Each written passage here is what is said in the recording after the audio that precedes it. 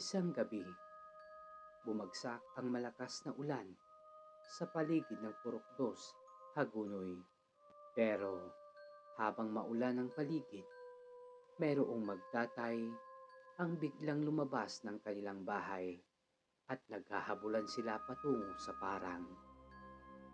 Wala silang pakialam sa malakas na hangin na sumasalpok sa kanila. Maabutan lang kita, bata ka. Sinasabi ko sa'yo, bugbog sarado ka sa akin. Nang gagalaiting sigaw ni Mang Tibor. Kahit may kaedaran na si Mang Tibor, ay pinipilit habulin ang kanyang anak habang nasa muka ang kaseryosohan sa kanyang banta sa pasaway na si Peter. Takbo, Peter! Takbo! Dahil kapag inabutan ka ng iyong ama, bukod sa bugbog sarado ka na tiyak na may naghihintay pang lati ko sa iyong pag-uwi. Kaya, takbo, Peter! Hinihingal niyang pangungumbinsi ni Peter sa sarili. Kasalanan ni Peter kung bakit galit na galit ang kanyang ama. Hindi kasi niya kaagad isinilong ang 2 siling na kasako na nabasa ng ulan. Iyon sana ang kanilang ibibinta kinabukasan sa may palengke. Habang patuloy sa paghahabulan ng mag-ama, hindi namamalayan ni Peter sa sobrang bilis niyang tumakbo ay nakaabot na siya sa bandang madilim na bahagi ng gubat. Lingid sa kaalaman ni Peter, doon ay may 2 kasalukuyang naglalaban. Ang antingerong si Mangkulas laban sa aswang na Kubot. Pagkatapos niyang makita ang ganoong senaryo, ay nagmadali itong nagtago sa malaking nakausling ugat ng isang puno na kanyang nakita. At panakanakang sinisilip ang 2 naglalaban. Nabahagyang natatamaan ng liwanag ang lugar buhat sa nagbabagsakang patak ng ulan na humahawi sa mga naglalakihang dahon. Naglabas ng malakas na aura si Mangkulas. Nagkulay dilaw siyang animoy maalab na apoy dahil sa labis na kanyang galit. Ngunit hindi nagpatalo ang aswang na Kubot. Mas pinalawak nito ang kanyang buhok, itsurang mga baging ng puno sa kapal at kumikislap na kulay itim. Pinakitaan din ng Kubot ang antingero ng kanyang malademonyong paris nitong mga mata at galit na kinausap ang antingero. Buong akala mo talaga, Kulas, ay matatalo mo ako kanina. Lakas ng loob mong atakihin ako. Akala mo ba maiisan mo ko? Tanda, tignan mo ang iyong sarili. Ikaw ngayon ang nasorpresa dahil nalagasan kita ng isa mong kapamilya sa iyong bahay. Pangiinsulto ng aswang na Kubot. Hinamit naman ni Mangkulas ang iba pa niyang alam na salamangka at bumulong ito sa hangin upang bigyan ng pamakong tira ang mayabang na Kubot. Habang walang humpay na tumitira si Mangkulas, ay ginamit ng Kubot ang kanyang itim na salamangka kontra sa ibinatong pamako ng antingero. Nagpalipad hangin ng salita si Mangkulas. Sapol sa likurang bahagi ang Kubot. Bakas sa mukha niya ang sakit nang tamaan siya ni Mangkulas. Gumanti ang Kubot. Pinadaan niya sa ilalim ng lupa ang kanyang buhok. Pagkalabas, ay pinuntirya kaagad nito ang dalawang hita ni Mangkulas. Samantala, si Mangkulas naman ay nataranta. Hindi alam ang kanyang gagawin dahil nasukol na siya ng kubot. Tuwang-tuwa ang aswang. Ginawa niyang palakol na matalas ang kanyang mahabang buhok. At walang awang pinatamaan ang antingerong walang kalaban-laban.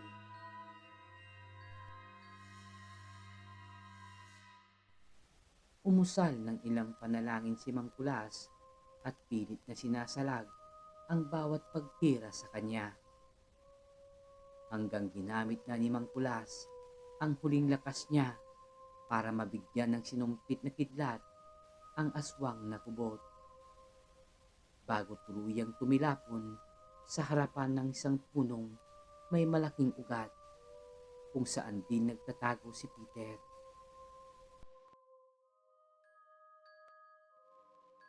Si Mangkulas, ang isa sa mga antingerong pumupuksa sa mga aswang na mapaminsala sa mga tao. Ilan na ba ang kanyang nakalaban na masasamang elemento at aswang simula noong maging kabalyero siyang antingero.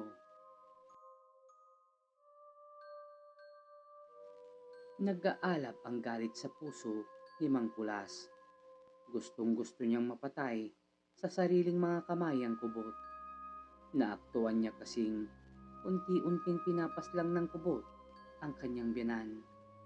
Mabuti na lang ay napaaga ang kanyang uwi buwat sa maghapong pagtatanim ng palay.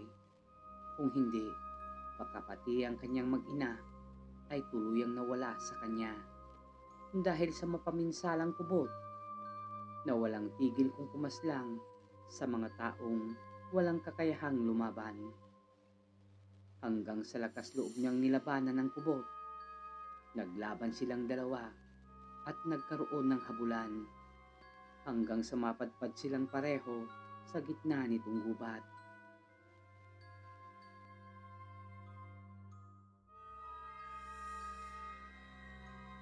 Hapong-hapo at sugatan si Mangkulas sa lakas ng kapangyarihan ng aswang na kubot.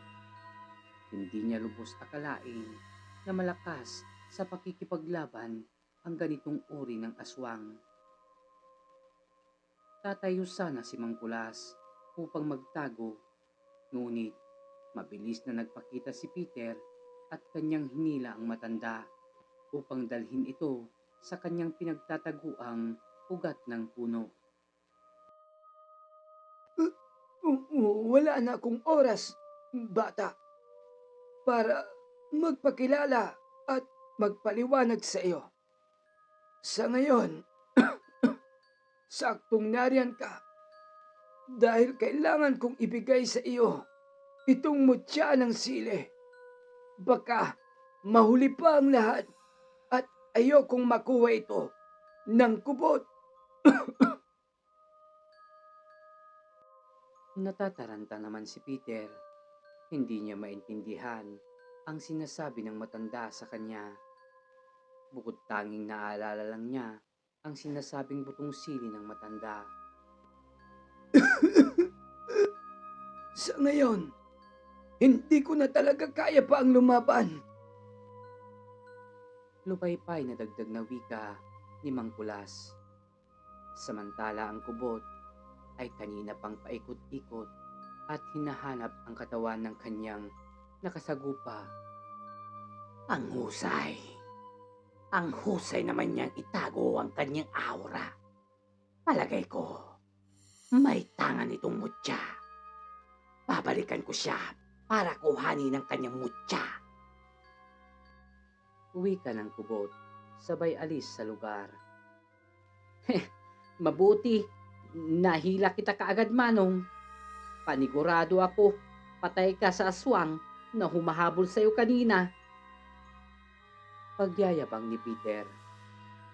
Pinilit naman ni Mangkulas ang sumagot, bagamat nananatili itong nakapikit.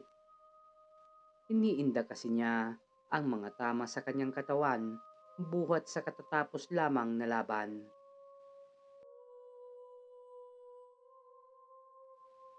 Ilang minuto ang lumipas, ngunit hindi na magawang makabawi ng lakas ang antingerong si Mangkulas. Hindi na siya nag-aksaya ng oras.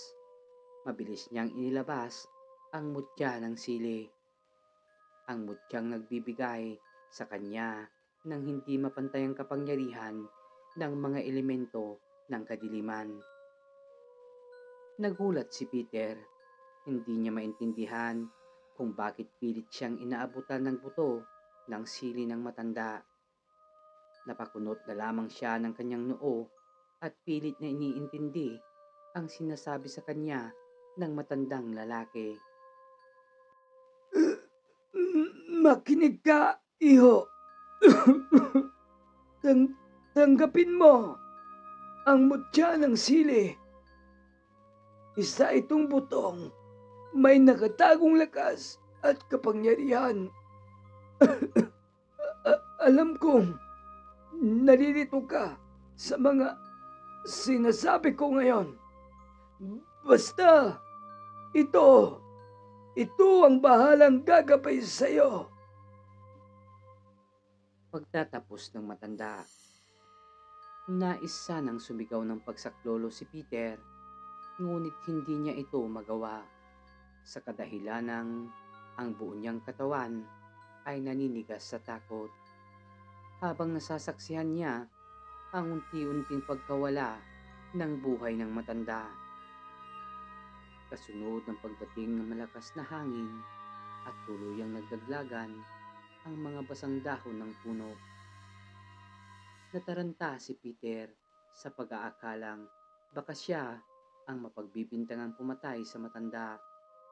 Nagtatakbo siyang palayo sa lugar, bit-bit ang dumadagundong na kaba sa kanyang dibdib. Eksakto naman ang paglapit ni Mang Tibor at kaagad na humingi ng tulong si Peter sa kanyang ama. Itay!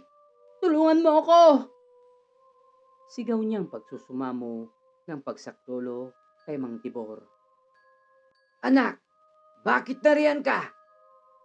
Sigaw na tanong ni Mang Tibor nang maaktuan ang pagtakbong ginagawa ng anak. Subalit hindi na nakasagot pa si Peter nang tuluyan na siyang malaglag sa isang napakalalim na butas. Psst! Psst!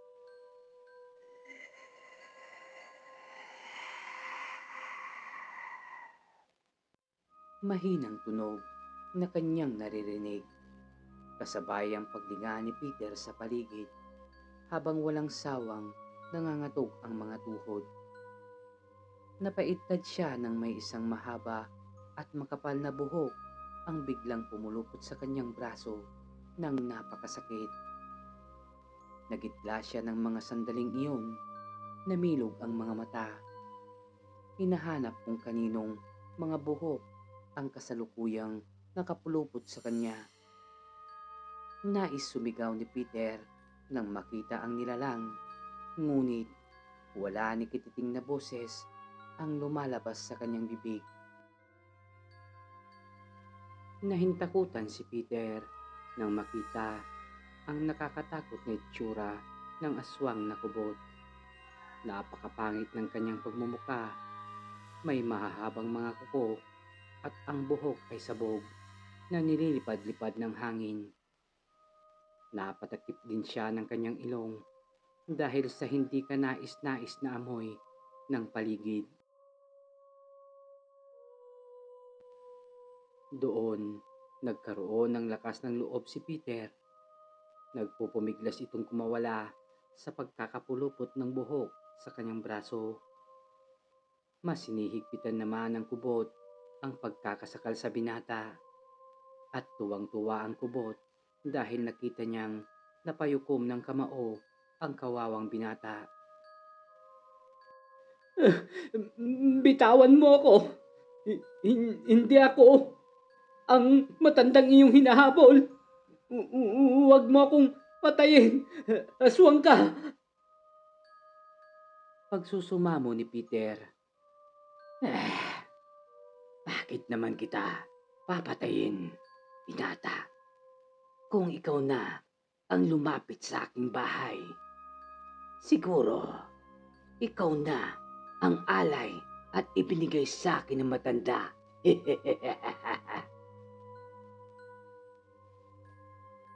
Natatakam na wika ng aswang na kubot.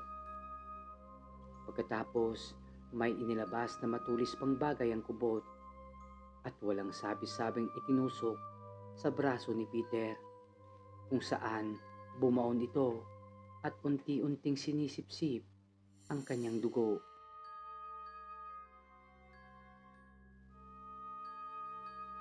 Sa pagkakataong iyon, biglang nagliwanag ang braso ni Peter at animoy nagkaroon ng sariling buhay ang mutya ng sili. Kasabay nung pagpapakita nitong mutya sa balintataw ng binata. Ipinakita nito kung papaano niya magagamit ang kapangyarihan nitong gaglay. Nanginginig sa takot ang binatang si Peter, putlang-putla nang makita ang kakayahan ng mutya ng sili. Nang may makakuha muli sa atensyon ni Peter, ang buhok na patuloy pa ring pinahihirapan si Peter sa pagkakahawak. Pumikit ang mga mata ni Peter at nag-isip. Kusang gumalaw ang kanyang braso, pumorma ito, biglang lumitaw ang hindi mabilang na mga buto na nasa kanyang palad. Pagkatapos ay kisap matang lumipad sa ere patungo sa mabalasik na pagmumuka ng kubot. Nagulat ang kubot dahil nasaktan ito ng todo. Dahil ang buto ng sili ay may matalim na kidlat. Nangingisay itong bumagsak sa lupa. Doon pa lang nakawala si Peter buhat sa pagkakapulupot nitong buhok ng kubot. Natuwa si Peter sa nangyari. Ngayon niya naiintindihan ang mutya ng sili na bigay sa kanya ng matanda. Pero panandalian lamang ang tuwa ng binata dahil bumulaga sa kanyang harapan ang nanlilisik na tingin ng kubot. Umaangil na rin itong katakot-takot at sa palagay ni Peter ay hindi na siya bubuhayin pa ng kubot. Umakbo si Peter ngunit ang mutya ng sili ang pumipigil sa kanya upang hindi makaalis sa tinatakbuhang lugar. Tumingin tuloy siya sa kanyang batong mutya at nagtanong, "Ano ba? Ano ba ang dapat kong gawin? Mutya ng sili." Ang mapatay mo, ang mapaminsalang kubot na yan, kaibigan. Hayaan mo. Ako ang gagawa sa iyo noon habang narito ako. Biglang tinig na sagot ng mutya ng sili. Sa kabilang banda, naghanda ang kubot. Mas pinalakas ang kanyang buhok. Gumawa muli ito ng sandatang pupuksa sa binatang sumira ng kanyang muka. Sige, kung iyan ang nais mo, mutya ng sili. Basta, ipangako mo sa akin, ibabalik mo ko ng buhay sa aking ama. Wikang pakikipagkasundo ni Peter, tsaka pumorma para lumaban. Nang maalala niyang maanghang ang buto ng sili, kinausap niya sa isip ang mutya para sa nabubuo niyang plano. Sa kanyang isip ay sinang-ayunan din naman ng kanyang mutya. Sabay-sabay na lumusob ang buhok ng kubot sa kinakatayuan ni Peter. "Mutya! Ngayon na!" Malakas na sigaw ni Peter. Ibinato ni Peter ang mutya ng sili at pagkatapos inihampas niyang papunta sa kubot. Sumambulat ang mga butong nagliliwanag at bawat buhok na makasalubong ng mga buto ay nasusunog.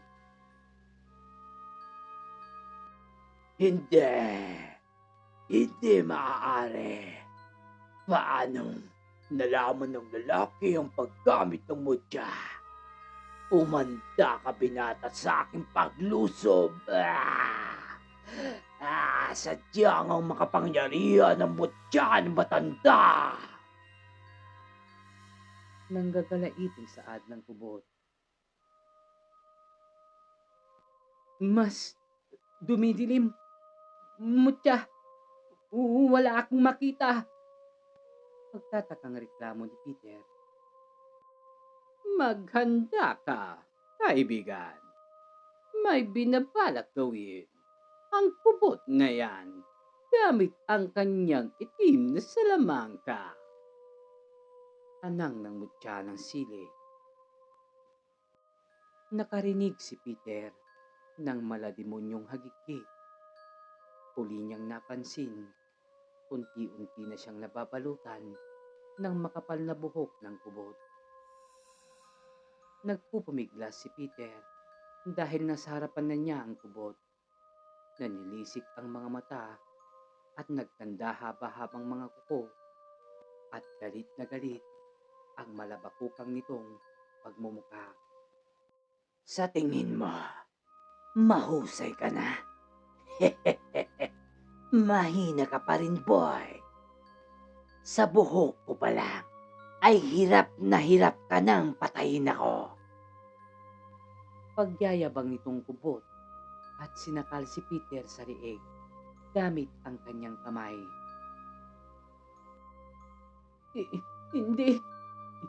Hindi ko na kayang lumaban. Natatakot ako sa kanya. Mutya, tulungan mo ako. Paalabin mong maigi ang iyong sarili. Anang utos ni Peter na nagmamakaawa. Lumitaw muli ang bato ng mutya. Palipad-lipad ito sa ere. Saka tinanong ni Peter ang kubot. Hoy, kubot, di ba gusto mo ang mutya ng sili? Heto, kainin mo! Sigaw ni Peter, sabay palo sa mutya. Nakangang nakaabang ang kubot at nang malunok ang mutya, ganun na lamang ang kanyang tawa. Sa wakas, nadagdagan muli ang aking kapangyarihan. Umahalakhak na tawa na sigaw ng kubot. Subalit maya-maya rin ay biglang natigilan at huli na para sumigaw.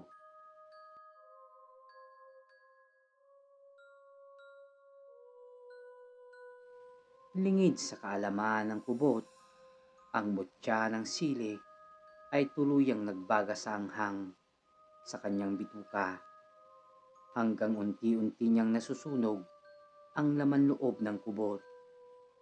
Ganun na lamang ang pagsisisi ng kubot nang makuha ang mutya habang hawak ang butas niyang tiyan. At tuluyan siyang nasunog sa apoy ng mutya ng sili. Niyakap agad ni Mang Tibor ang kanyang anak na si Peter nang makita itong nakauwi ng ligtas sa kanilang bahay.